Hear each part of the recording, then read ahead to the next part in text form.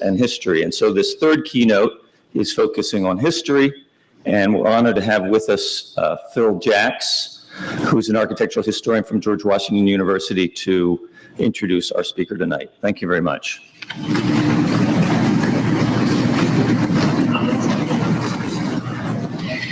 Good evening. This was an unexpected pleasure to introduce Joe Connors, professor of Renaissance and Baroque architecture at Harvard University. There's an expression, vita brevis ars longa, this vita is longa, so I'm going to try to speak very fast. After earning a BA at Boston College in 1966, Joe traveled across town to Harvard, where he wrote a dissertation on the Casa dei Filippini under the tutelage of James Ackerman. While finishing his doctorate, Joe taught at Harvard as an instructor before moving to the University of Chicago in 1975. He earned tenure in just 3 years. I entered the graduate program myself at University of Chicago in 1977, and I had the great fortune to take a course on Rome with Joe. And I can now say, without any shame, that that experience alone would have influenced his decision to leave Chicago for greater things at Columbia University in 1980. The shame would have been earlier. His first book, Borromini and the Roman Oratory, Style and Society, appeared that same year, just 2 years after Anthony Blunt's Borromini monograph. Joe's book had at once a transformative effect on the study of Baroque architecture and was awarded the Krautheimer Medal from the Bibliotheca Hertziana in 1982. Joe still hadn't quite abandoned Chicago. However, in 1984, he published a book on Wright's Roby House. I'm almost done, Joe. In 1988, he assumed the directorship of the American Academy in Rome, a position he held until 2002 while teaching at Columbia. During that time, he published a long and masterful essay, one of the most beautiful essays, I think, Alliance and Enmity in Roman Baroque Urbanism for the Römisches Jahrbuch. To this day, it remains a model of fine-grained urban history. And with Louise Rice, he edited the Roman travelogue of Lievenkreuz. In the 1990s, his interest turned to the Museo Cartaceo of Cassiano del Pozzo, and he began to collaborate with Jennifer Montague of the Warburg Institute. And out of this came restituted Rudolf Wittkover, Penguin series in the history of art, brought it back to life, basically.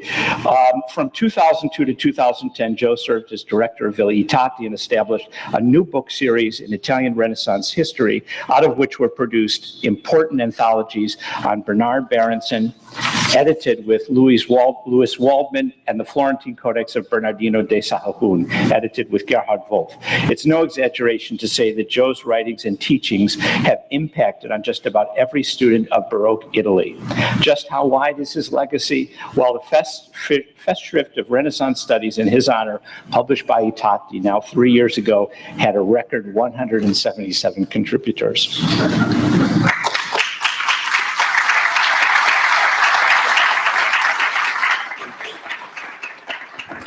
That's 177 letters to write. I did it. Thank you, Phil. It's so nice to think back to our Chicago days with great pleasure. And it's, thank you, Duncan, too, for this amazing conference. I mean, I first knew Notre Dame from the old friendship with Thomas Gordon Smith, and it's wonderful to be back at what I think of as his, still, in many ways, his university, but also with new friends. So, a true pleasure to be back. We've heard a lot of sort of neuromotor, psychophysical connections, also the internet and so forth, and we've heard about architectural practice. I'm just going to be a straight old historian. What happened when? It would be great if in the question session people brought up the motor neuron thing or anything like that, or practice, and I would love it, but I'm afraid 55 minutes of history, okay? The doors are open. In 1991, maybe down with the lights a little bit. I guess, yeah, I think it would be better if, is anybody in charge of the lights? No? Yes. Yeah. Are they here? Maybe so. Maybe I should have figured out how to do it. Sure. Let's see.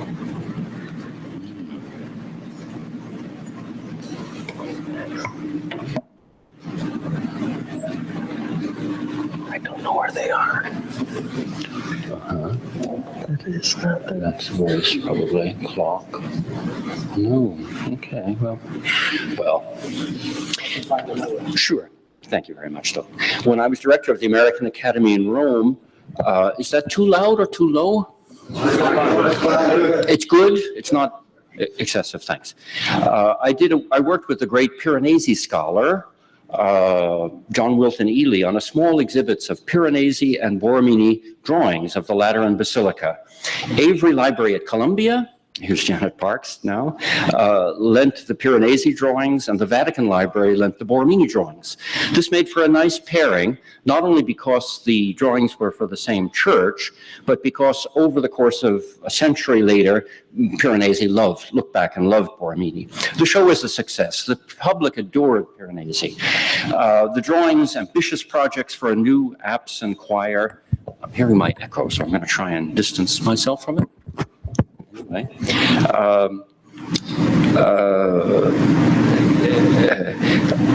yes, they had everything it took to make a splash. Color, verve, fiery touch of the pen and brush, boundless imagination in the conception of space. Visitors were drawn to them like a magnet. But I noticed that when the architects came to the show, especially when they came back, it was to see the Borromini drawings. Faint, steely renderings, done with incredible precision. The word contemporaries use is esattezza. They seemed Spartan and reticent. There was no color at all. In fact, they're more Spartan. This is blackened by my Photoshop, and that's really a little more what it's like. Just hard gray pencil. But when architects gather around a drawing, it is like bees around a flower. You know there must be nectar there. The subject of this lecture is the opposite of the picturesque. It is the invention of the pencil drawing, and in particular, the pencil presentation drawing. I like to call the phenomenon the Graphite Revolution, and at its center is a difficult genius, Francesco Borromini.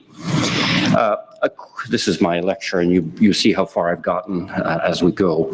A quick biographical outline might be helpful. Francesco Castelli, yeah? Mm-hmm. Oh, wow. I'll let you do it.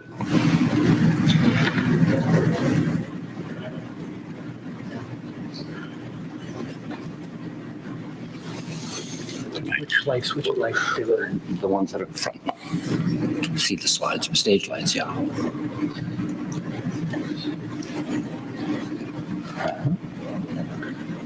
House lights, maybe. A little more?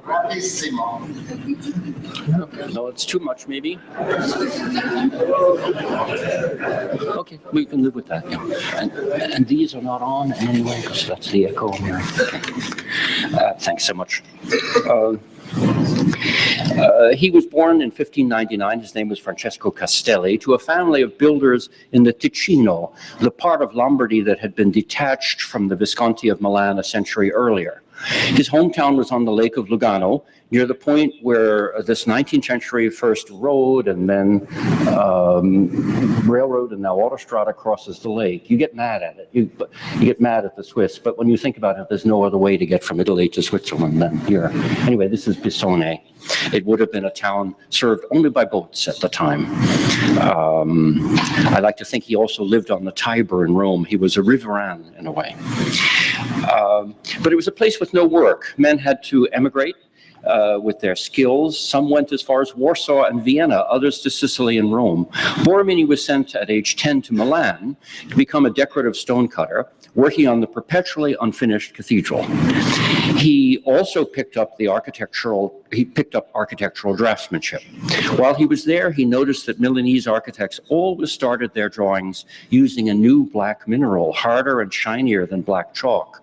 Once the ruled lines were done, ink and wash could be applied and the mineral became invisible. The mineral came from Britain, and the mines were guarded like gold mines.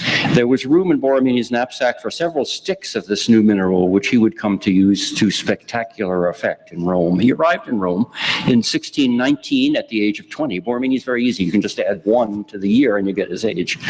He lived next to San Giovanni dei Fiorentini, and he shared lodgings with the engineer in charge of building the two bell towers that were meant to flank the facade of St. Peter's.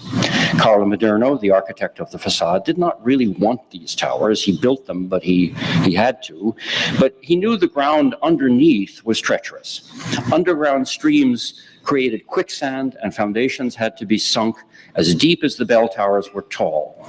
The top cornice was reached on the south towers just as Borromini arrived in Rome, and since he lived with the engineer, he would have heard some harrowing tales of pumping, tunneling, and digging by torchlight, with the constant fear that the parts of the facade already standing would come crashing down on the work crews. "Thou art Peter, and upon this rock I shall build my church," was the foundational sentence of the gospel as far as the papacy was concerned. The negative repercussions of a collapse would have been enormous. Bernini later criticized Maderno's facade relentlessly, urged its demolition, and then put bell towers so heavy on them that the whole facade began to crack. And this is my little cartoonish-like sequence. That's the north tower built first, the south tower on the terrible quicksand, but somehow Maderno got it up with foundations that are as deep as my red line is to the top. And then he and Borromini thought of tiny little bell towers like this, and then along comes Bernini, builds this, and of course the thing does crack and begins to come down, and Bernini is in the doghouse. He has to disassemble this and pay for it and everything, so it's a low point in a way. Borromini worked for Maderno throughout the 1620s, and as Leyland Roth has very nicely told us, his first church of St. Charles, I like to call it San Carlitos because it's a Spanish church, was begun in 1637. It stood for 2 decades without a facade. At the same time, Borromini served the congregation of the St. Philip Neri at the Vallicella and built the famous Oratory, or Oratorio dei Filippini. This is the first of his curved facades, very gently curved, but you can see it pretty clearly.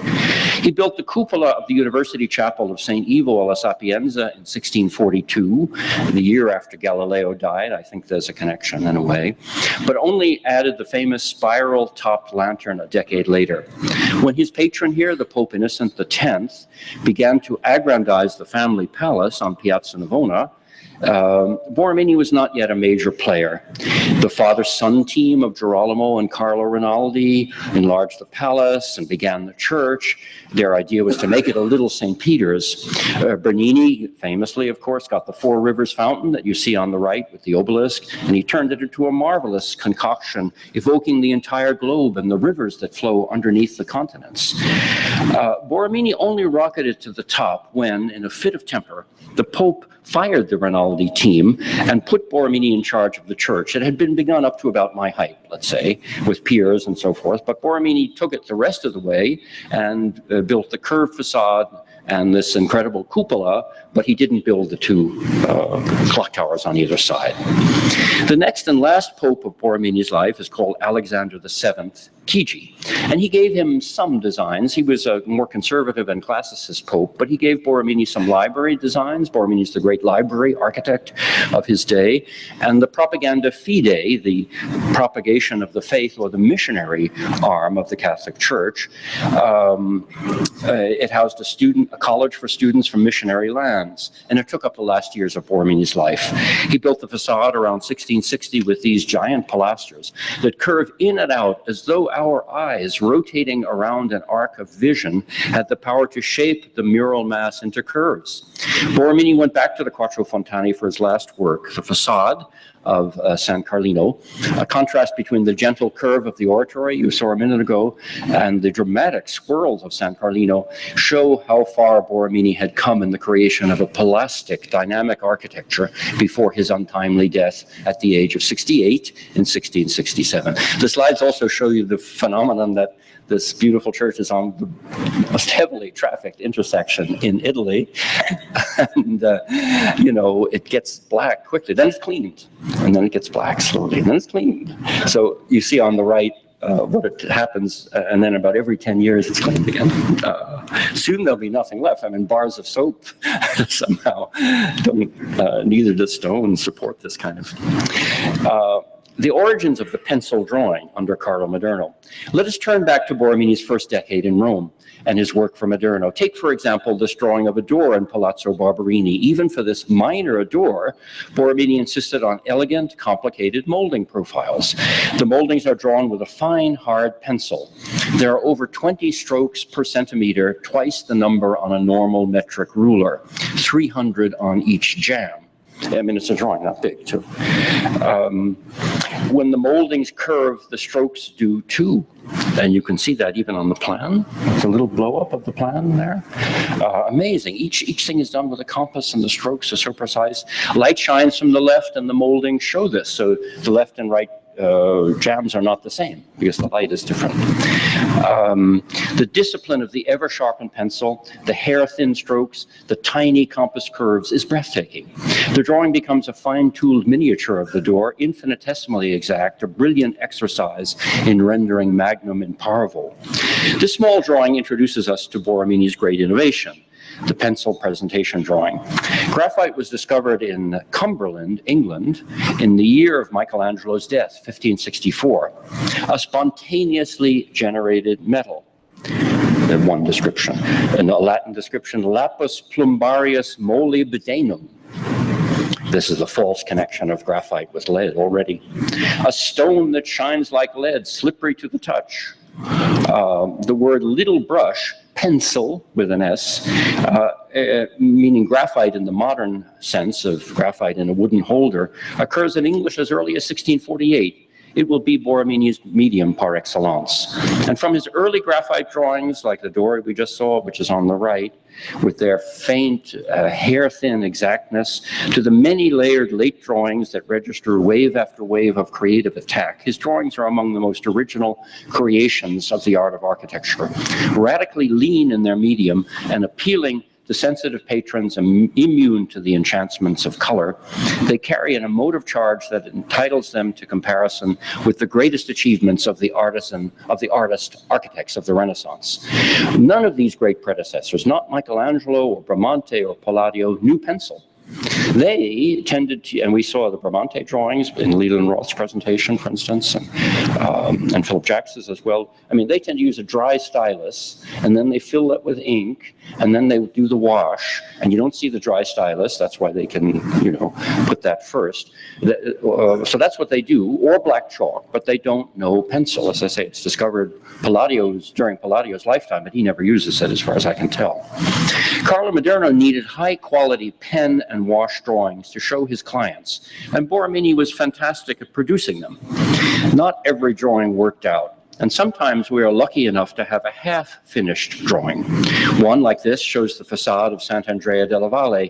Borromini was trying to produce a beautiful picture, finished in colorful washes, but something went wrong. He never finished the right side. Knowing that the drawing would never be presented to anyone, he turned playful. Look at the whimsical lion-headed volutes drawn in pencil on the right side. The lion is, of course, a symbol of this particular patron, is called Cardinal Montalto. In a drawing for a door in Palazzo Barberini, left unfinished, we see a restless Borromini sketching freehand on both the finished and the unfinished leaves. The two halves seem to be in competition, vying for precision. The plebeian pencil struggles to be an equal to the stately pen, and amazingly succeeds. The fundamental discovery is these years, and that's to say the years when Maderno is getting sick and eventually dying, and therefore he has no more father figure that he has to worry about, his approval, and so forth, is that the graphite underdrawing, he finds, can be brought to a pitch of perfection and the ink and wash left out. Pencil blossoms into a new maturity. Now, Bernini, as we've heard in other talks, was working together with Bernini until 1633. The division of labor in architecture was relatively straightforward. Borromini did the pencil outlines of the altar or tomb of Urban VIII or whatever, and Bernini drew in Bernini, the superior person in the pair, drew in the sculptural details. We recognize the fantasia of the sculptor in the sloppy ink lines, the wash that flickers over the surface but does not fit inside the exact lines of the architect. Bernini always worked with clay models. You can see Bernini is scratchy and inspired, and he's not interested in, you know, producing drawings. He's interested in producing a work, really. But you can see the fine lines of the Borromini as well. Bernini always worked with clay models. There's a wonderful show recently at the Met that brought as many of them together as could be done. They're so fragile. And in the years of their unequal partnership, Borromini began to learn how to work with clay. Now, this would be a wonderful other lecture, considering the wonderful lecture we heard this morning on models at R.A.M. Stern Architects. But he used models all the time. Now, it would be an unillustrated lecture because we don't have any left. They were very fragile. They were conceptual models. They were in wax and clay, usually, or wax on wood. Obviously, a curved facade is easier to do in wax than it is in wood. And so they were, and the house was full of them when he died. But unfortunately, none has survived. Bernini and Borromini worked together on Palazzo Barberini. Bernini, of course, always being the more important person. And Borromini learned a lot from him.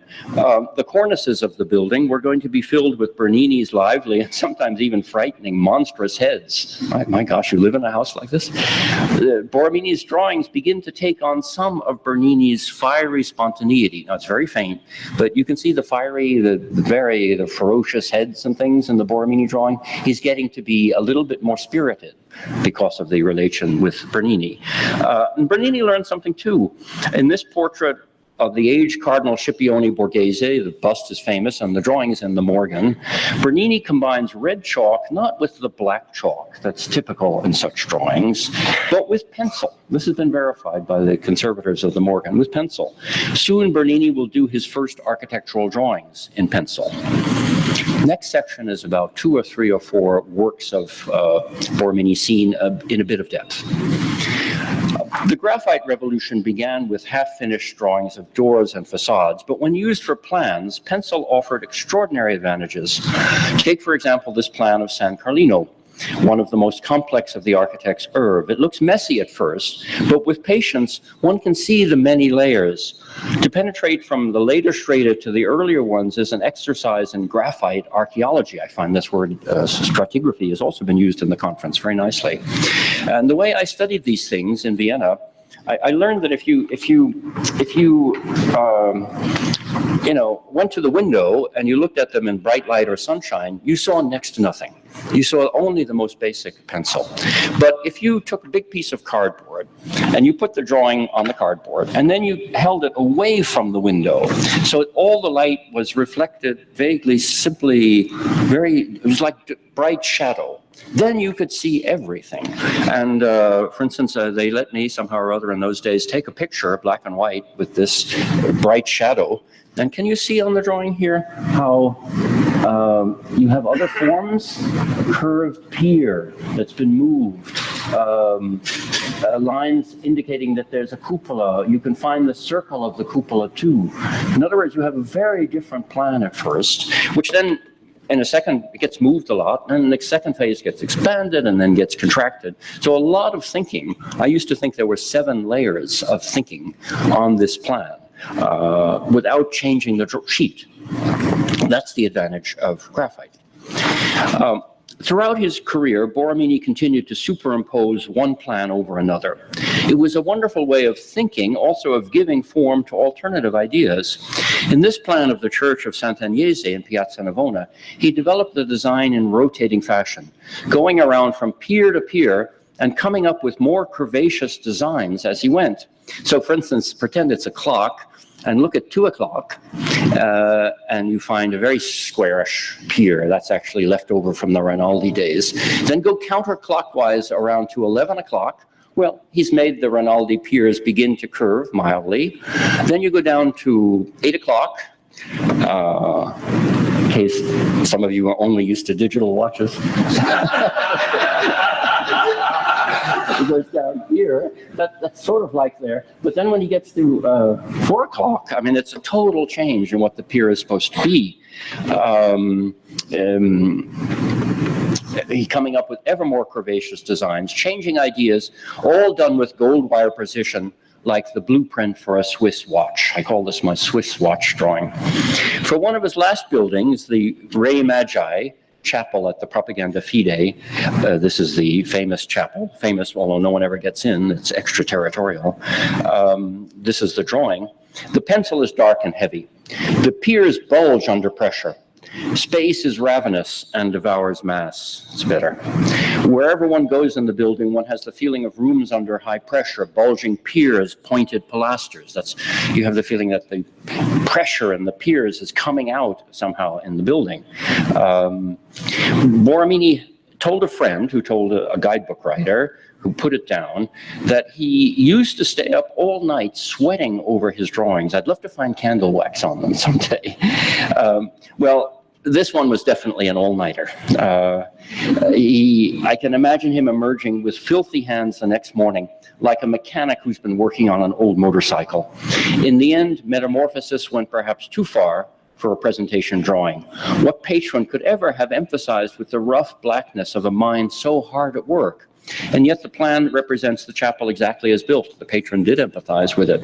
Look at the contrast with the plan below, which is Bernini, or obviously his shop. The presentation drawing for Sant'Andrea al Quirinale, done exactly at the same time. See a total difference of mentality.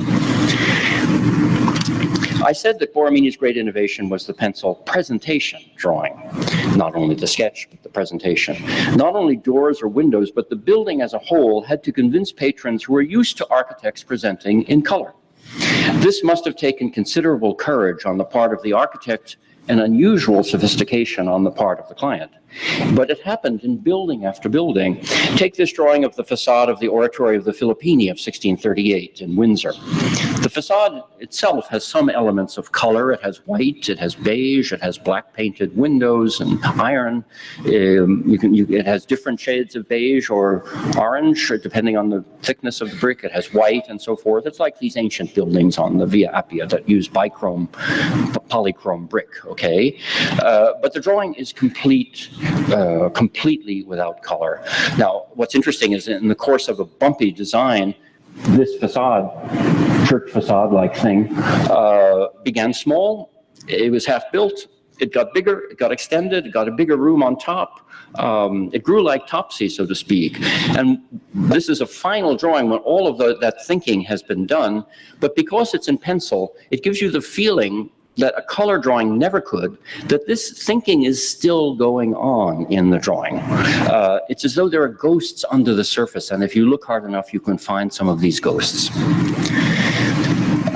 The drawing is not in Vienna, as I said, but it went with Cassiano del Pozzo, the great virtuoso collector, scientist, naturalist, patron of Poussin, everything, to Windsor. One can see how it would appeal to a collector. Such drawings were appreciated by the virtuosi with one foot in the world of science and the other foot in the world of art. Such people took delight in the miniature and in the mathematical. They prized intensity and esattezza over sumptuousness. They loved lenses. The Galileo turned, we've heard of Galileo earlier, which is wonderful, but he turned his microscope on the lowly fly, and his follower, Federico Chesi, the nobleman scientist, turned the microscope on the bee in this famous print, of which only one copy survives, called the Melissographia of 1625. Such men would have welcomed drawings done in an exotic new mineral that showed, if I could say so, every hair of a building with precision. What they're fascinated by with the bee is the fact the eyes have hair. The hirsute eye is the finding of the moment. Now contrast the Windsor drawing to another Borromini drawing that stayed with his own drawings, we'll see why, in Vienna. It's rough and ready. The curves are, Windsor is on the right and this drawing on the left, was always taken as a sketch, but when you really probe it, it's not. It was done 20 years later for a print. And indeed, Borromini had several prints made by his favorite printmaker, who is a Frenchman and a student of Claude Lorrain. I take this nice print from this is an infinitesimally small part of the wonderful Vincent Bonanno collection of Rome books and prints, graciously lent to me, to show you how the print could be made out of the drawing, and then an even more dramatic print, and in many ways the print took over. Borromini was dismissed from this building for various reasons. He could no longer control the building, and in fact, you know, when you stand with students in front of the building, you say, how wide is it? How many bays? Is it 7? Is it 5? Is it 10 or 9? And the answer is Borromini said, well, you know, I'm going to shape its gestalt for you in these prints. And the prints influence the way we see it, and influence, interestingly enough, the way early photographers, I think, saw the building. Borromini had great success with the pencil presentation drawing, but there were patrons who expected color, and there were places where it could not be avoided. Drawings for marble chapels had always been colorful. Borromini had to compromise now and then. Some of the plans for the Propaganda Fide, this is his drawing, are color-coded to show the phases of the building completed by other architects. When designing a palace for Count Ambrogio Carpegna next to the Trevi Fountain, not built, but only built in part, Borromini used both red chalk and pencil. Red for the older palace that was to be incorporated in the new one, pencil for the new innovative stage. This phase does not last long, but it produced some extraordinary drawings. However, in general, Borromini refuses the charm of color. He proposed a new papal altar for the Lateran for Alexander VII. We know from the documents it was to cost a fortune and to have steps of red marble like a carpet, green columns set against a yellow Sienese yellow marble background. Yet the presentation drawings for it, and there are many of them, are all in pencil. And they're not sketches. They are the ones that when they're in the Pope's library. They're not in his collection. And this is a nice one. This drawing has been known since the 1924 monograph by Hempel, but no one paid much attention. It's measured in braccia senese, so Siena, okay, and people said Siena, it's a beautiful drawing.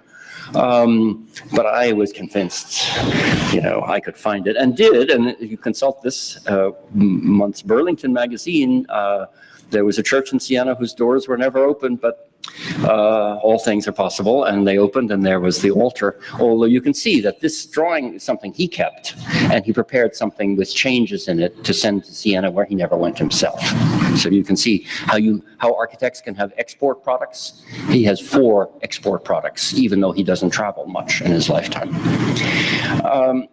You might ask, there are 500 Borromini drawings in Vienna and hundreds more in the Vatican, a smaller collection.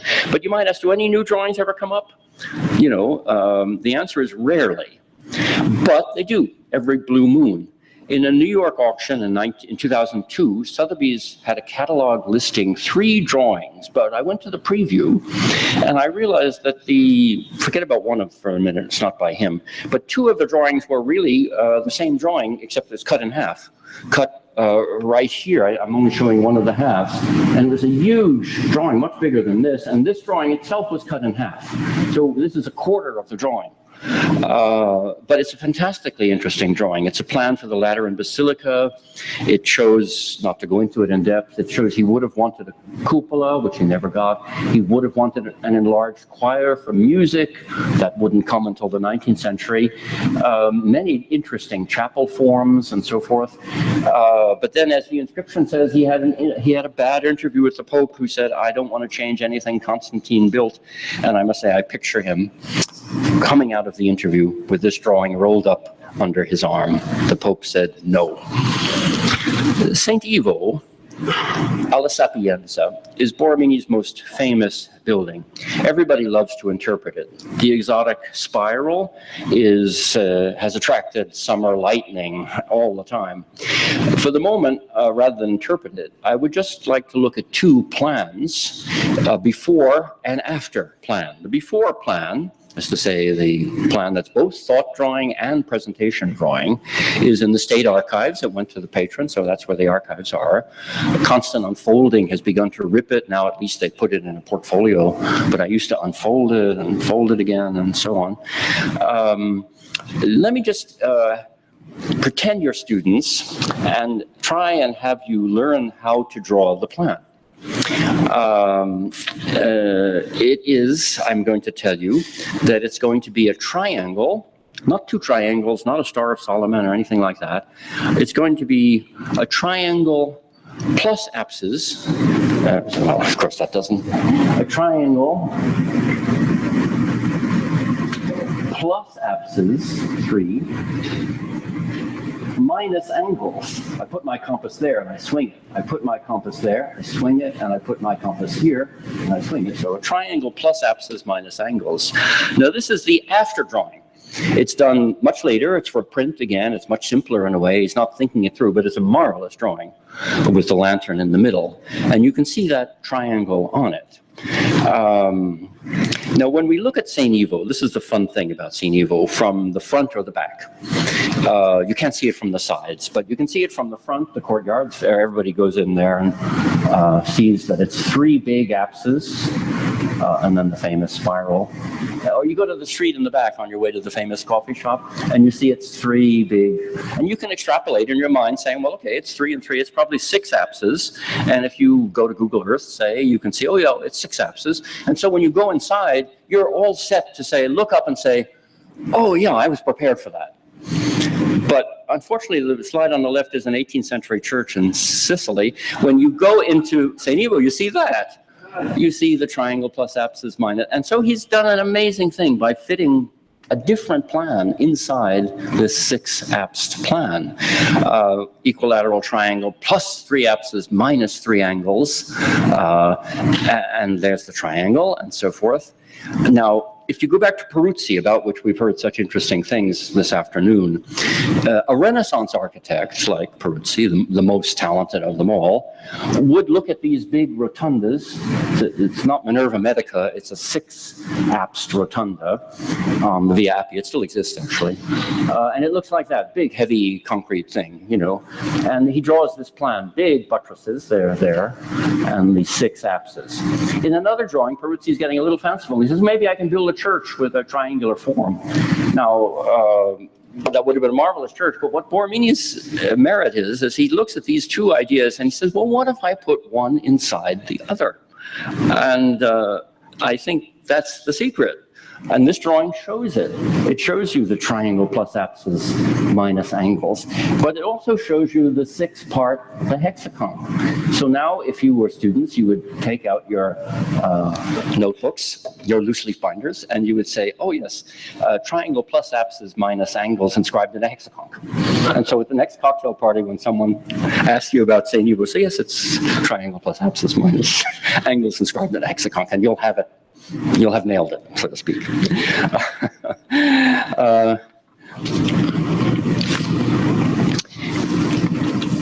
Imitators of the graphite presentation drawing. How was the pencil drawing received in Roman architectural circles? Everyone knew that it came down with these Lombards. Lombards were considered pretty low-class builder types and everything from Milan. And of course, it could be used to start a good drawing. Of course, it had advantages, but it was not supposed to be there to finish one. You hear expressions like disegno rustico on some pencil drawings. Up in Rennes, London, there's a wonderful expression, dead drawing, for a pencil drawing. But the architectural establishment could see the powerful effect Borromini's pencil drawings had on popes and cardinals. A fashion for light, feathery effects took off under Alexander VII. Bernini, of course, left all his drawings to his assistants, but he set the fashion, and he wanted drawings like this, or like the drawings, when he's talking about drawings for the Louvre, and this is another drawing from his shop for Sant'Andrea al Quirinale, but this quote from Chanteloup talking about the Louvre, Bernini says, Chanteloup says, Bernini told me a couple of times it was necessary to be very sparing in this work, in the use of light and shade, and that he hoped the king would find it to his taste. So Bernini, it's like Borromini light, if I could say that, loosens it up. It's a beautiful, beautiful drawing, but he is certainly not going to do all pencil drawings. Carlo Rinaldi gets less press than Borromini or Bernini or Cortona, but is a great architect. And in his church of Santa Maria in Campitelli, there's a book of drawings in the convent. I was lucky enough to go to the convent and find the book of drawings, and they let me photograph it and everything. You can see how it's folded and so on. And he wants to have drawings that are light and airy, and he uses color, but in a very discreet way, like this. And he wants you to enjoy the feeling of looking at a drawing, to think you can see through things. Wash is very delicate and so forth. The pencil is there but disappeared. So these are the compromises people are coming up with, but no one goes ahead and accepts the pencil, the radical pencil, like this. And just, did Borromini imitate his imitators? Not in any significant way. Among his last drawings is the plan of San Carlino. We've, of course, seen this before today. It's not a pretty picture, or all of these late drawings are not pretty pictures. Instead, they're plans that wrestle with the problem of geometry and curvature. The generating triangle is set one angle inside and one angle, two angles outside the church. And I think I've drawn that. This is a slightly different drawing from the same period in my composite photograph of this difficult facade, but one point of the triangle inside, 2 points outside, and the outside ones are used to draw the secondary curve. So in the end, you have a completely continuous curve. Some people call it a sinusoidal curve with no breaks, no awkward angles or anything like that. And yet the generating principles are completely invisible. You know something is there, but you don't know what it is. And I think Borromini wants you to feel this. It's why he never really published these prints. He wants you to feel the mystery of it. One way to gauge Borromini's place in the history of architectural drawing is to compare him with some of the more imaginative architects who like to change as they draw. I have a section on François Mansart, for instance, and so on. But for the moment, I'm going to limit it to Michelangelo. The recent wonderful book by Camille Brothers focuses on the importance of drawing for Michelangelo's Florentine work. I'd like to look instead at the drawings for his last project, San Giovanni dei Fiorentini, done when he was 88 years old in 1563. He produced a series of plans. Eventually they're drawn in a clean way by his assistant, Calcagni, and then printed. Okay, but his drawings are these messy drawings. But I'd like to see, it's a different kind of messiness. For instance, on the right-hand plan, he used a dry compass to draw the side chapels. And then he closed the outline using black chalk and ink. That's not too different from the usual procedure. And then he used wash to fix and refine the black chalk. And then he used pen to fix and refine the wash. And then he got dissatisfied and he covered the whole thing with white gouache. And then he started all over, but with different sequences of pen and chalk and so on. The gouache prevents him from being too fond of his own ideas. No habits are unbreakable. And the sequence of mediums, no sequence of mediums should be predictable. Rude change braces a vigorous imagination. Now, Borromini loves change, but it's not like this. It's always the same medium. He never changes it in the middle of a drawing, even except for those color red chalk things, but they're not quite the same thing. What he changes is the pressure of the pencil. He presses harder and the pencil gets darker. The piers of the Propaganda Fide chapel swell and move like a vibrating template. Now, we have a nice quote by Borromini, who is trying to write a book, and he dedicates it to a wealthy Portuguese-Spanish patron who's not in Rome anymore, but nonetheless, he writes the flattering way that people did in such prefaces trying to get a dedication paid for, by saying that he hopes that this Marchese would, of course it's rough, Borromini says he has no talent with style, literary style. He only could use the style, that's to say, the stylus, a nice pun. But he hopes that the Marchese would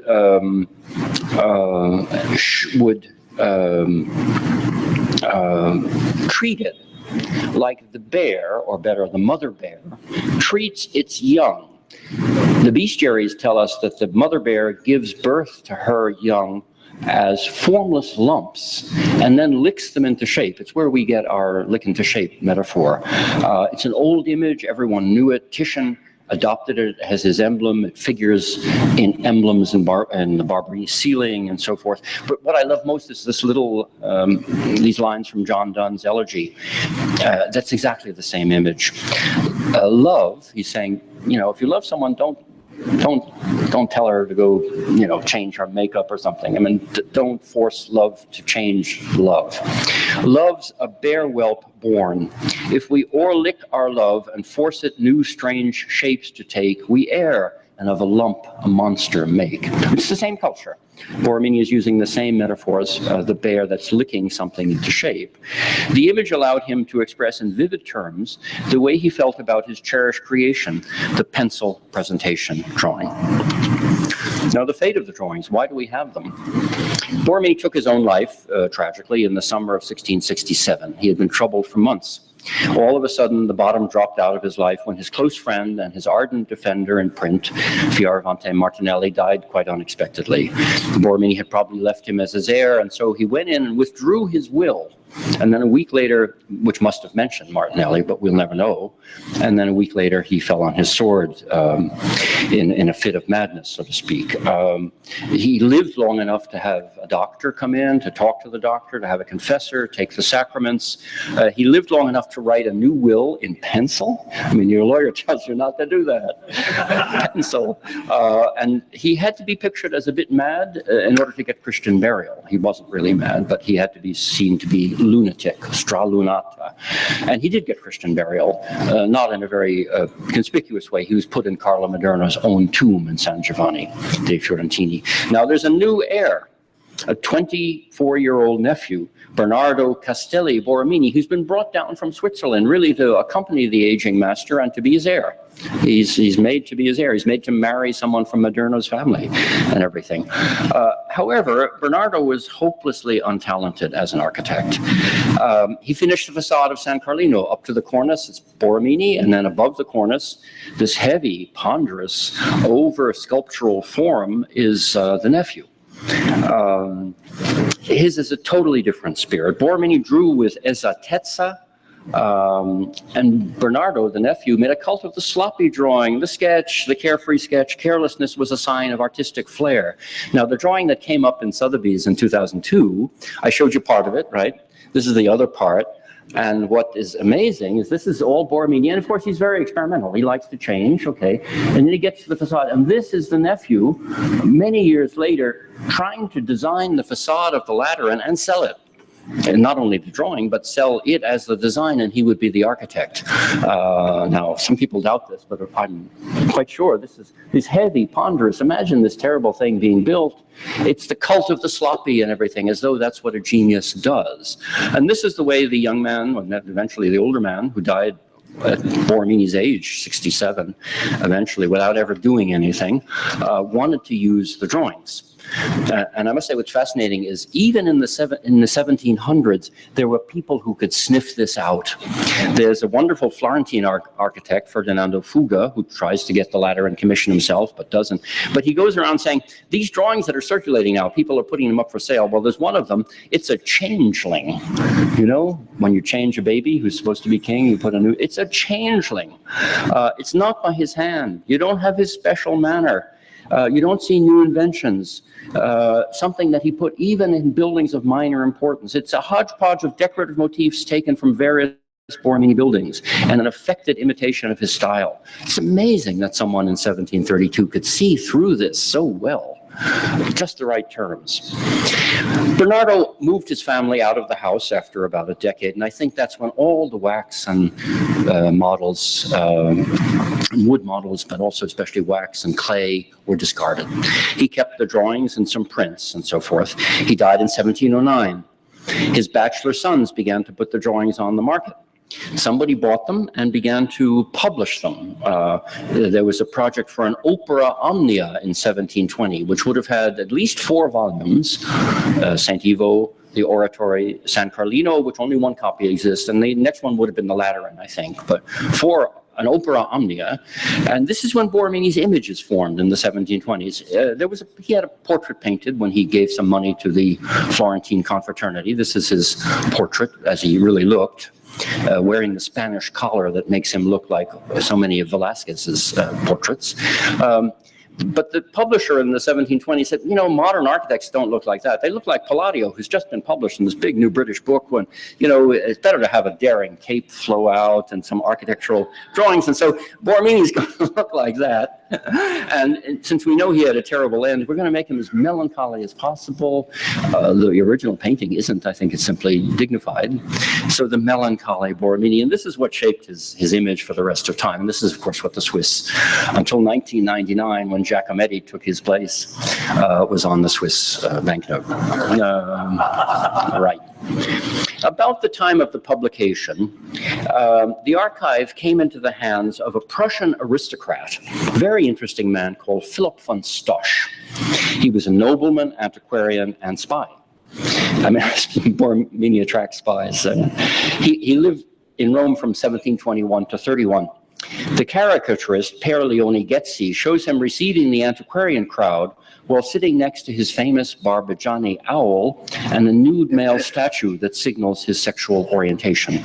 Undercover, he was an agent for the British government and sent frequent reports on the comings and goings of the Stuart pretender in Rome. An assassination attempt in 1721, just as he was buying these drawings, was a kind of crude message: you better get out of Rome. So he went to Florence, and for the next 20 years lived in Florence. And we know where he lived. This marvelous, many of you will know it, Palazzo del Ramirez di Montalvo on the Via degli Albizzi. As you leave Old Florence, you know, the square of Old Florence, and you go towards Sant'Ambrogio Market, you come out, it's a Mannerist Palace, Aminati, Vasari, Sgraffito facade. Anyway, Stosch lived here. It's wonderful. And here he kept his statues. He had hundreds of statues, his thousands of drawings. He had Michelangelo and Raphael and so forth. And in particular, 324 bound volumes of an atlas, which covered the world country by country and city by city. And when you came to Rome, there was a huge bulge of many volumes because all of the Borromini drawings were pasted into the atlas according to the building where they happen to be. There's a Rome bulge. Now, Johann Joachim Winckelmann, who was then a young antiquarian and librarian in Rome, always wanted to meet Stosch. Stosch was much older and famous. Young Winckelmann wanted to meet him. So he went to Florence for this purpose, but arrived too late. Stosch had just died. So Winckelmann installed himself in Stosch's apartment and proceeded to write a catalog of the cut gems. By gems, I don't mean jewels in a necklace. I mean these, you know, these Alexandrian stones where you have an image on them and sometimes a signature of an artist. He had over 3,000 of these gems, and Winckelmann thought they would be essential for the history of art, as they were, and he began to catalog them. And he stayed in the apartment for 6 months doing this catalog. He amused himself, of course, as Winckelmann. Stosch had as I said, many some Michelangelo and Raphael drawings, but he had a large library of pornographic literature as well. And so we have Winckelmann's comments on Memoirs of a Woman of Pleasure by Fanny Hill, which Winckelmann takes the time to say that it was the bawdiest book of all time, but surprisingly sensitive and written in an elevated Pindaric style. I cannot imagine there were many copies of Cleland's erotic book in the Grand Duchy. I mean, are there many copies in Notre Dame? I mean, you know, who knows? But this is the atmosphere in this house. Winckelmann's book on the antique gems came out. Description des pierres gravées du feu, the late Baron de Stosch. It made the collection so famous that it was sold to Prussia for 30,000 ducats. At the back of the book, Winckelmann put an index of the atlas. They don't go together, but nonetheless, he, for some reason, had this index of the atlas. He had looked through it a lot, even wrote on the drawings, and he put them at the back, so that the Catalogue Abrégé de l'Atlas de Baron de Stosch. And if you look through it, and you know the Borromini works, the titles of these volumes jump out. The Lateran, the Filippini, the Propaganda Fide, San Carlino. These are all the Borromini volumes cataloged by Stosch and Winckelmann. If there were ever a key to Borromini's secrets, it lay in the atlas. It fetched much less than the gem collection, but was eventually bought for the library of Maria Theresa in Vienna. Famous at first, By the 19th century, it had fallen into decline, and the Imperial Library considered even scrapping it, or at least deaccessioning it. Eventually, the Borromini drawings were soaked off the pages of the atlas and transferred to the Imperial Gallery, which after the Second World War became the Albertina, the Kunstsammlung, the Graphische Sammlung Albertina. They were studied in the first, and I still say, the best monograph on the architect by Eberhard Hempel in 1924. In the meantime, a second large batch of Borromini drawings were absorbed into the papers of the main papal administrator, Virgilio Spada, an Oratory and priest who understood Borromini very well, gave him many opportunities. And then 3 large volumes, mostly of Borromini drawings, were found in the Campo di Fiori. I haven't ever found anything in the Campo di Fiori, but in the 19th century, a Vatican librarian, maybe he was tipped off, found these 3 large volumes, and they constitute the biggest fondo of Borromini material outside of the Albertina. They're now in the Vatican Library, and they're studied by everyone, of course. In 1967, this massive graphic material came back to Rome in a series of shows commemorating the 300th anniversary of Borromini's death. It is the source of the hundreds of drawings illustrated in Paolo Portughese's monograph, Borromini, Architecture as Language. In 1999, honoring the 400th anniversary of Borromini's birth in Switzerland, many drawings came back to Italy for a big exhibition, Borromini and the Baroque Universe in Rome, but especially a smaller and I think very elegant exhibition that I really liked in Lugano, on the Lake of Lugano in the Swiss Ticino. It was called the Young Borromini, right?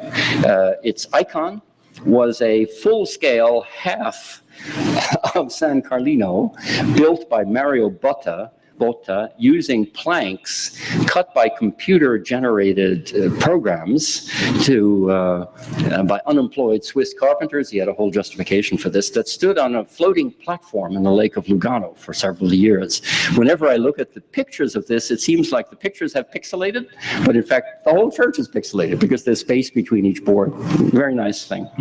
Anyway, Borromini had made it through the cold winter of neoclassicism, eclecticism, Gothic revival, and Renaissance revival to be appreciated at last as one of the greatest architectural thinkers and draftsmen that Italy had ever produced. And that's the kind of thing that gives him that reputation. Such was the triumph of the lapis plumbarius molybdendum, the stone that shines like lead, slippery to the touch, the little brush, the pencil in the history of Italian architecture. Thank you.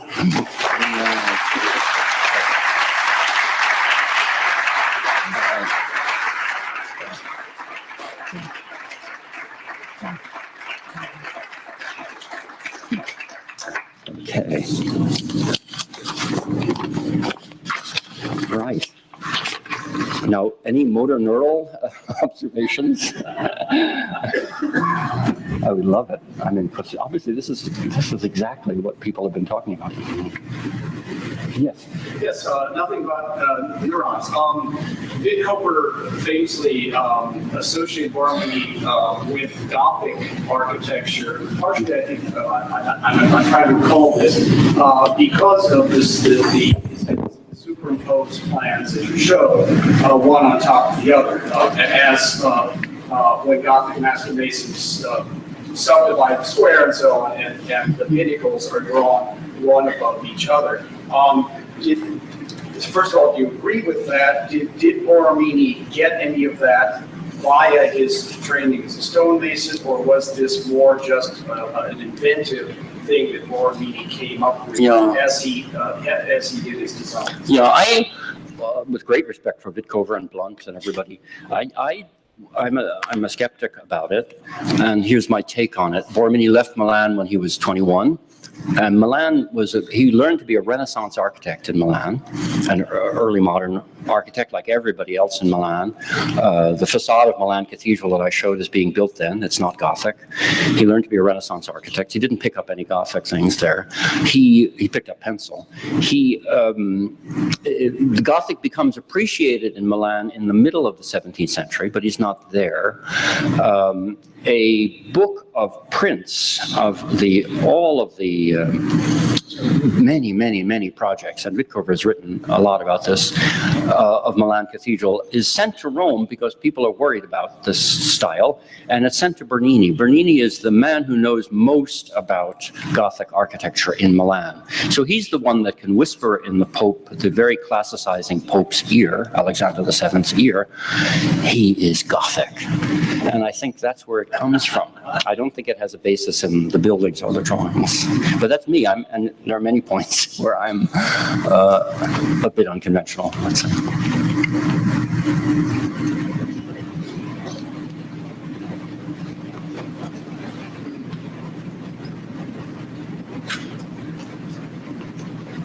Yes, please.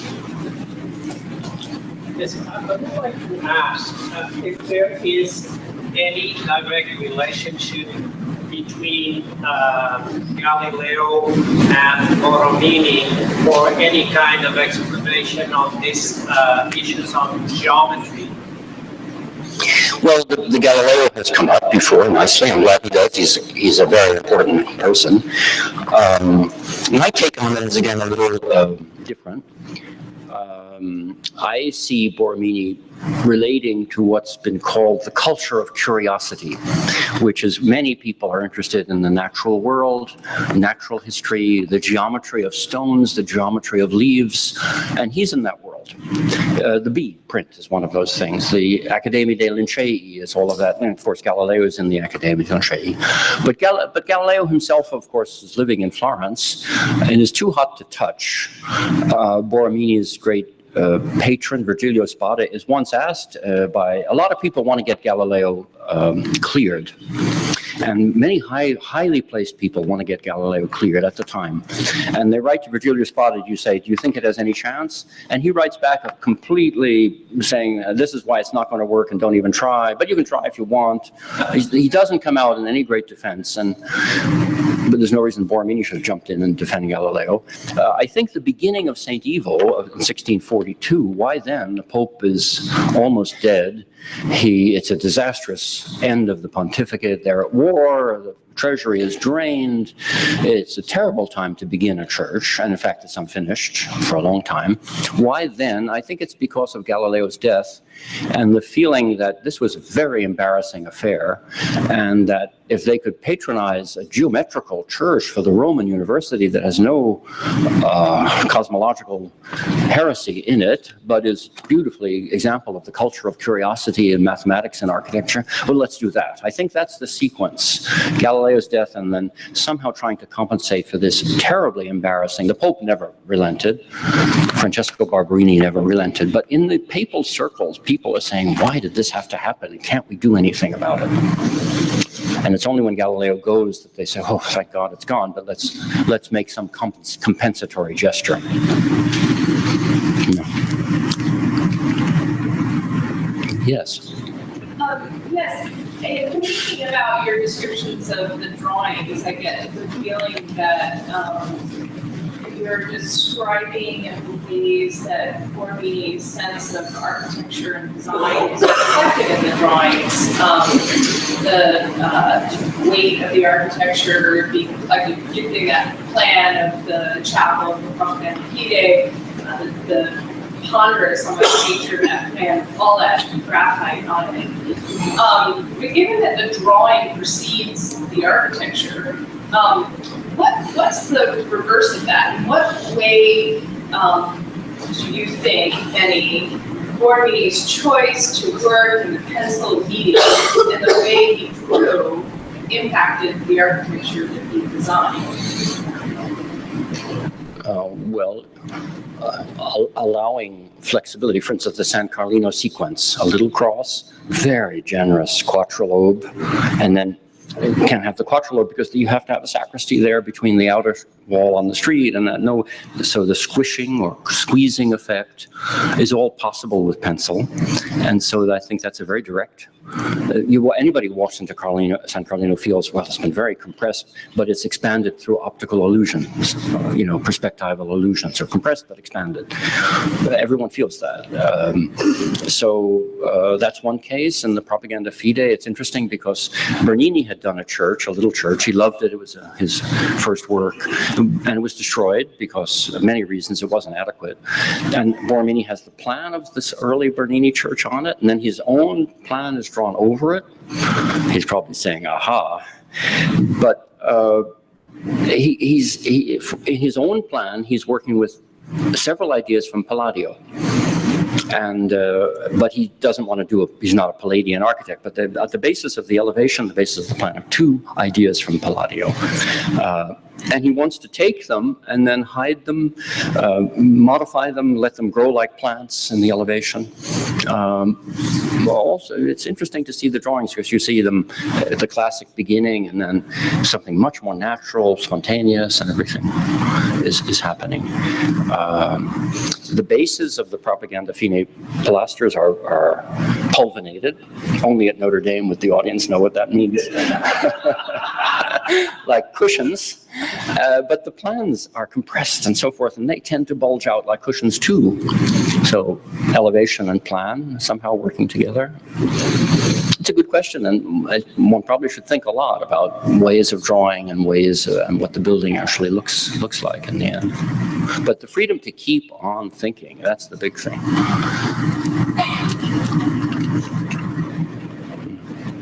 Okay.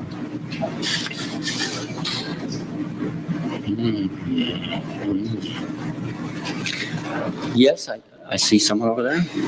Did you want to say? Sorry, I was wondering if you had any historical reference to use in terms of scaling. Yeah, that's a section of this work is scales, and the progressive from small drawings, like the San Carlino drawing is 1 to 320 or something. It's really quite small scale drawing. Even though the church is small, the drawing is small too. But then in certain projects, I see him working on a small scale, never quite that small again. And then bigger drawings, and then bigger drawings, and then there's several cases where we probably had very big drawings, but we don't have them anymore. Behind a set of bookshelves in the Alessandrina Library, when they restored them in the 1930s, they found a one-to-one drawing for the bookshelves, so that you can get really big. But the scale is an interesting business, and it can be, all of the drawings have scales on them in what's called palmi romani. The palmo is a known unit of measurement, and so therefore you can easily get, by dividing and everything, you can get this scale in centimeters, and you can get 1 to 10, 1 to 20, and so on. Of course, they would be enormously big. But as I say, the 320, I think 1 to 144 is a common scale. Now, that's not a very big scale. You might have that, like say, 1 to 1, that for the ladder and nave, and the ladder and nave is huge.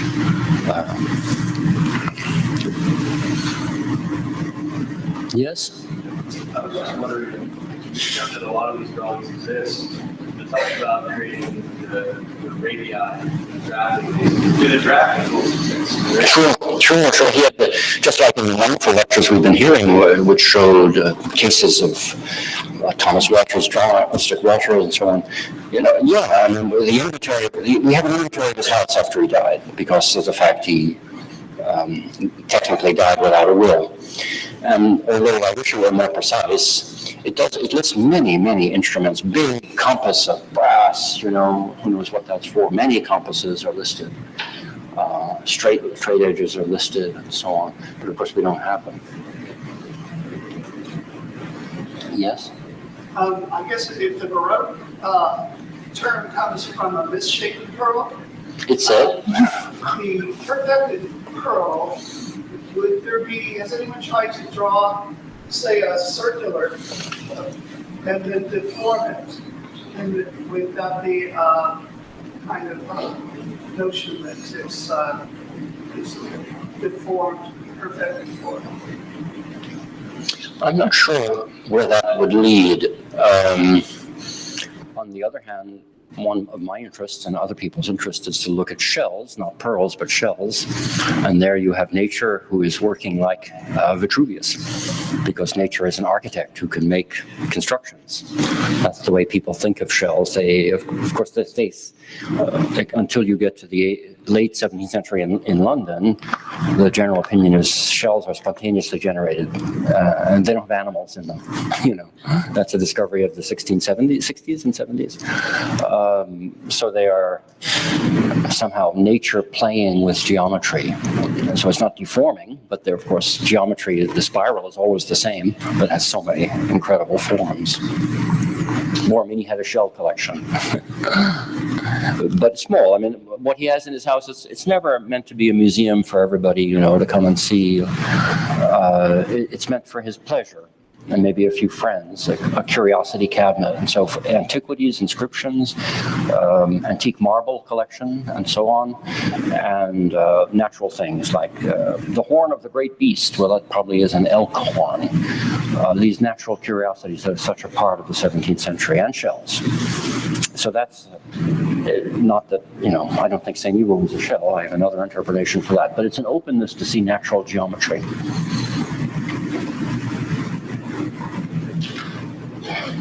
Yes. You mentioned how Borromini, as a stone carver, learned how to draw, then came to Rome, worked for Moderno, and then worked with Bernini on some important buildings, I forget, some basilica in Rome. It's a joke. And then went off on his own. What about, so he was kind of a draftsman or designer for Moderno and Bernini. Yes. What about his own practice? Did he have supporters, helpers, draftsmen? No is the answer. Incredibly minimal. He had one poor guy who was known to have financial difficulties and have children and so on, but who does some of drawings with Borromini. You can tell in a minute there by his name is Francesco Righi. He's a general helper.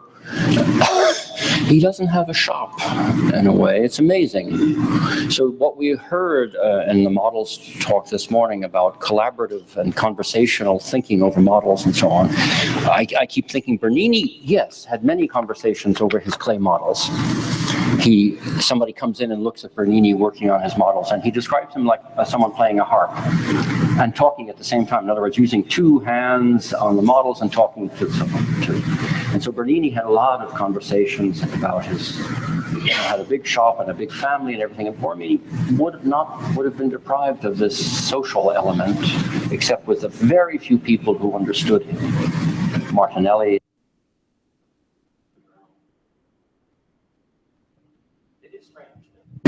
Didn't develop a bigger studio.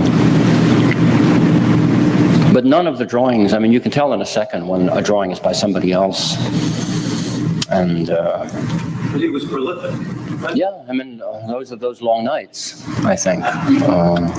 Yeah, he was incredibly prolific. I mean, his drawings were his children, he says.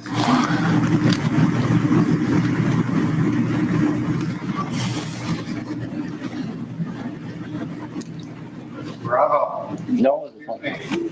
What? When will we see your book? Well, I hope soon. I mean, it's a bit crazy to work on a book for so long, but my administrative life got in the way. On the other hand, now and last summer and I had some time off last fall. And I made a lot of progress. The problem is each chapter is the length of a book. And each chapter, I mean, almost all of the buildings have two chapters in the sense. San Carlino has a very technical one on the drawings, the documents of drawings, what goes where, all of the misdatings of things. And then it has a chapter on the things, the Trinitarians we heard about today, and their wishes and their mission in life, and so on. So it has both. Each building seems to get weighed down by having to have this other chapter, the chapter that the three people will read. But if you don't do them, each time I say it's crazy to do this, and then I read what people produce, and I say, oh, yeah, you have to do it. But anyway. Okay.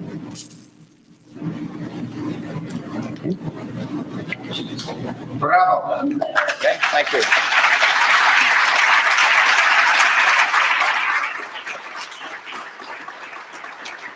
Well,